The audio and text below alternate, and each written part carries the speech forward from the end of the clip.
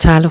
Tala Fou mai le siufofongo le lau mua I Wellington e mo le nei tae ao la so lua o ke topa lua a whelua whaa.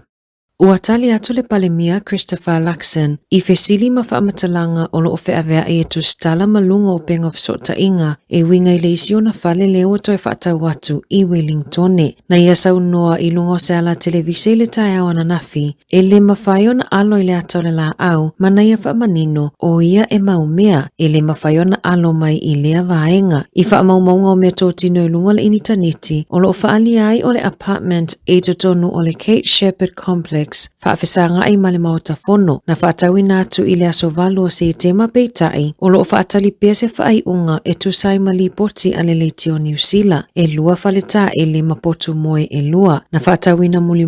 mo le fitu se lau I walima afe I a se te mo le lua afe lua se fulu pe a male maasina a ole a vea laksen ma whaipule mo Botany e le vao le fitu se lau whaalima afe ma le valu se lau I vasfulu afe tala le tau ua whaatulanga ina e te tauna ia le fale I le taimi nei. Na fesiringia e tu stala poani o na langona ina ua wheawea I tala I lunga o ala televise le nei vaiaso e winga I lona fale na tali Luxon e le te tauna whai tangata ia te ia ma e tautino manino o ia e maumea e le na o le apartment I Wellington e le fale o Luxon ua whaatau watu o le masina taluai na whaatawina toi fo I le isi o na fale I one hanga e tu sa ai mali poti.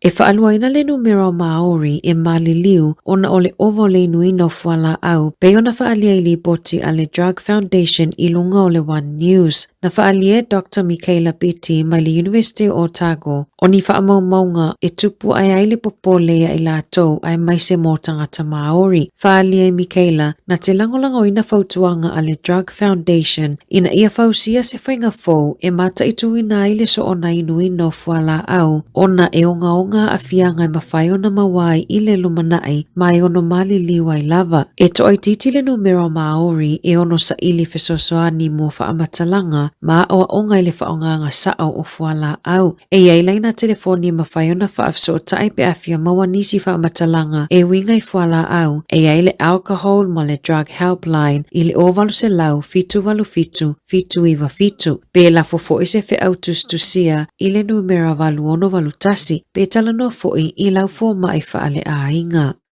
Na whaalau I loa le minista wa onga Erica Stanford ua iai se fuafuanga I le lumanai e fesosoa ni ai mo tamaiti o lo o whea ngai mawhaafita auli o le pasi o le NCEA mo le numera vaitau tusi masu enga mo le tusi. Na whaailoa Stanford o le a whaia le maaloni suinga I le NCEA level 1 le ana whaiani teu unga taluai nei se lau miliona tala I le tausanga ua whaamatu mo le porkalame o le kahoi ako lea e ngalulu e whaatasia ia onga e tala noa ina fofo o whaafita auli ta atele. Na whaailoa le Berstene o le uni a le PPTA Chris Abercrombie e tusa ma le valu se 10% o whaia onga e le ofia I mea whaingaluenga ma le langolango o lo o iai le taimi nei mo tamaitia onga e le pasi suenga o le amatanga o le kuata fo o le afa alawiloa I le matanga luenga ni tai ana fo mo whanau e fesosoa ni ai ina ia pasi suenga o le NCEA.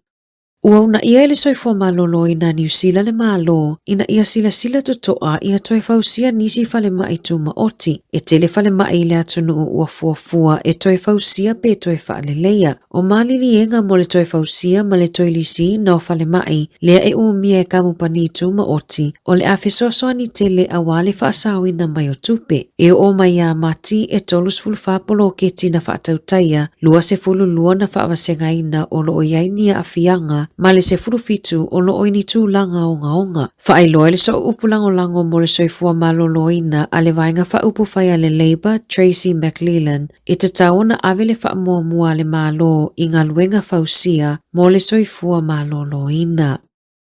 E whaitau wafe tangata I New Zealand na a fia fesota inga mata alonga I lungo PlayStations I le awaulia na nafi ina ua motusia fesota inga malaina I lunga le initaneti. Pe ao le te au le lua I le awaulia na nafi na motusia I fesota inga tauta alonga I lungo PlayStations. Whaapea le PlayStation Store I lunga o penga ta whailangi I le lalolangi a toa. Sa a fia laina o PlayStations e ai le PS3, PS4 ma le 5 e tu sa ai malipo. poti. E lata ile afole tasi le awauli, ua o atu ile ono afe li poti ua faa o atu, ua faa ina viso ta inga pele ima faifo i ona faa o ngā ina. E luaso na whai le konferenisi wha ale tausanga ale au nanga ale whana manaki na wha mai aina i le asoana nafi o le aunga o le konferenisi ina i au mai whaatasi e whai a o ngā umawa o ngā whaataitai wha apea le au whainga luenga e wha alongolongo i wha asoa ale au whaito whai mata upu whaatatau i alo ma whanau la iti e le ngatai lea e wha asoa i wha awhitau li e whea ngai matamaiti la iti i le taimi nei sa au aisui o le palemene i ana na Yamahuta, Jantiniti, apere fai pule o mana ia Barbara Edmonds. Sa awai fo ile pule no o porirua Anita Baker, ma le fai tau wafi o tangata whainga ruenga e lalo o le whaala potopotonga. Sāmoa le wanoa e whaasoa se tasi o alo Sāmoa. E whai a onga i le University of Victoria, Dr. Fuapeperi Moni, na wha mamawhala na whaasoa i le tā uonga luenga whai a onga i le ngata mo tamaiti lautele, ai sa wha mamawhala na tala noa i tamaiti Sāmoa wha apea le Pasifika. Sa whaiana so esuenga e whaatatau i le tāua o le sao whaia onga Pasifika i a onga whaataitai malangona o le tamaititi Pasifika pe ahalu atu i le a onga o iei se whaia onga Sāmoa po o se whaia onga Pasifika. Sau noa Fuapepe o tamaiti Sāmoa e ese le whaataua o lātou a inga masootanga. Na sau noa Donna Eden ma Caroline McClinty mai le Incredible Families Trust i whaapea o le mawhauwhau o le tamaititi e mawhaiona matua a fia i sauanga pe a whaapea sauaina i tutono le ainga. Ai e mawhaiona toi suia umaia mawhatianga i le alofa mai i whaia onga. Brains are wired for connection, but trauma rewires them. So is love. Na tawalunga le whamoe se tasi fo i walo Sāmoa, le susunga tau ili to finga fe pule ai. Sa whaasoa ilona o langa tuputupua ai wha mamafa lava i le whaataua ina o le ata. O le ata, o le waila au siri lea mo tangata uma, pe ona saunoa to finga. Sa patipatia fo i tau mawhainga anisi o whaia onga, ua au sia le tailua sifulu tau sanga talona avea mawhaia onga, whaapea i lato ua whaau ina inisio whaailonga mawalolonga.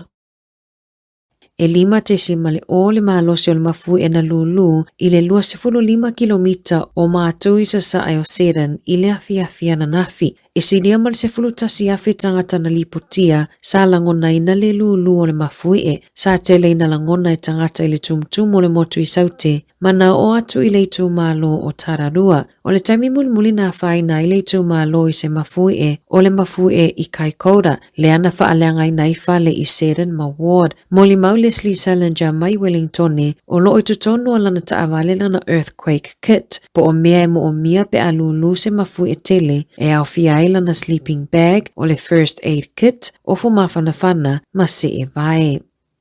E toa tasile tangata whaingaluenga ale kamupani ale tali na maliwe le wafu ine le sone i le asoana nafi. Na longo ina au nanga tali atu i whaalawelawe i le awauli peitai e le ima whaio na whaasao ina. O lo o ngā lulue leo leo e whaafiso o tai le ainga o le ua maliu. O lo o whaau au su e ngā leo leo ma o lo o ngā lulue whaatasi ma le kamupani e sa ilia le mafua anga o lea whaalawelawe. Tala Fou ia mai le si ufofonga le lau mua mo le ni vaenga o le tae ao.